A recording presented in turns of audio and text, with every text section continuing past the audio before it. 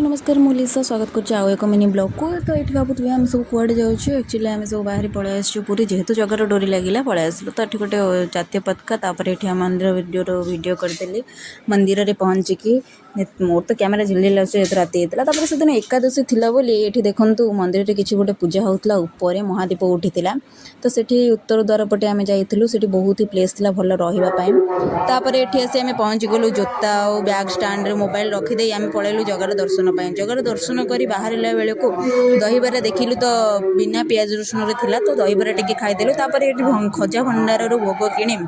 बाहरी पड़ू आम समुद्र को समुद्र रे टिके मजा मस्ती करदेलु गाधुआ फगुआ कर बुलाबुली सारी बाहरी पड़ू आम आमरे जावाई रास्ता को कहीं ट्रेन गुरा बहुत ही बातिल होती लेट हम फाइनाली स्टेशन में पहुँच गलु। स्टेशन में बहुत समय बसा फाइनाली पहुँच गलु आम आम घरे माने ये हूँ कटक महानदी ब्रिज जोटा कि ओडिशार सबुठ बड़ नदी बहुत समय गाड़ी ट्रावेल करारे पहुँची जीवु आम जाए आम घरे पहुँची गलु। वीडियो भल लगी लाइक कमेंट शेयर सब्सक्राइब करेंगे। रोचे जय जगन्नाथ।